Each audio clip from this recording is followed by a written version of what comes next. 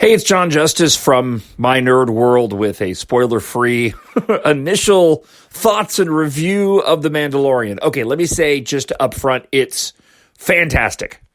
My expectations going in weren't low, but I wasn't hyped for The Mandalorian in the same way that I am The Rise of Skywalker. Okay, so with that aside, let's get into this just briefly because I got to head to work. First off, thank you, Disney, for putting the Disney app up early and releasing the first episode of The Mandalorian with the launch of the app.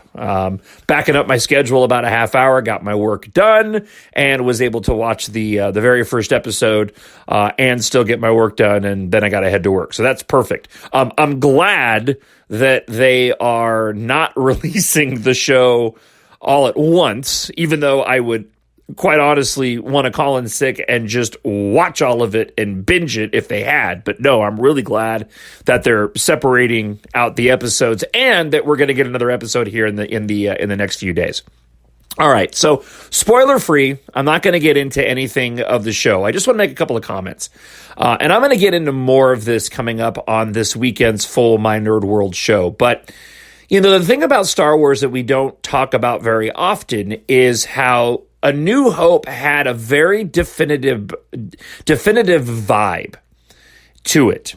And as we got more Star Wars movies, the world that Lucas created, that he was sort of tied down to, his hands were tied in that very first movie because of budget constraints, and just being an independent filmmaker. And obviously the galaxy grew and the stories grew and the scope grew.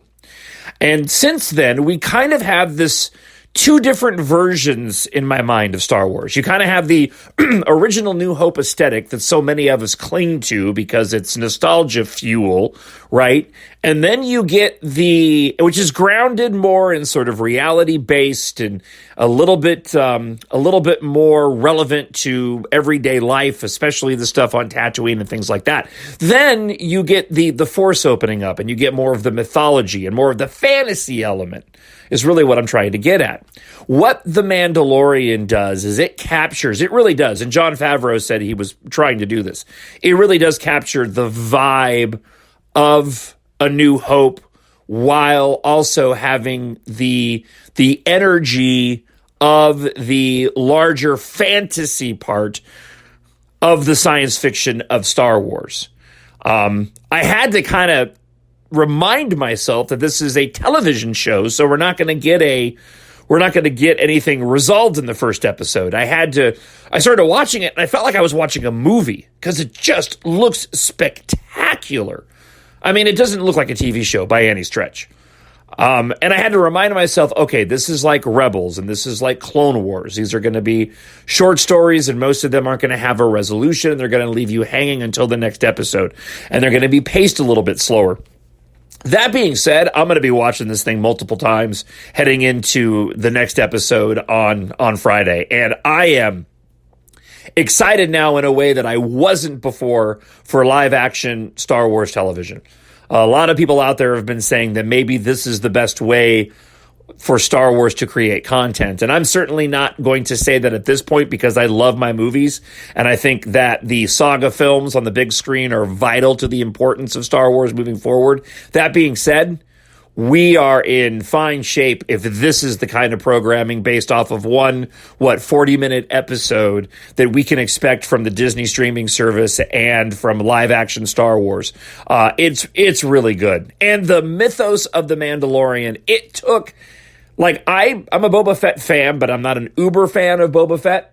And I'll say this first episode, like, zeroed in on everything that makes Boba Fett great, even though he's, at least at this point, not Boba Fett. He's just the Mandalorian, and I don't think there's any reason to believe that he is Boba Fett. But it really does capture that lone gunman, bad A vibe in one episode. It's like everything that we always kind of dreamed of seeing Boba Fett being like in this one episode of the Mandalorian. Man, I can't wait to hear what other people think and say about it. I was really, really blown away, and I can't wait to get home later on today and watch it again with the wife, and then watch it again with the kids.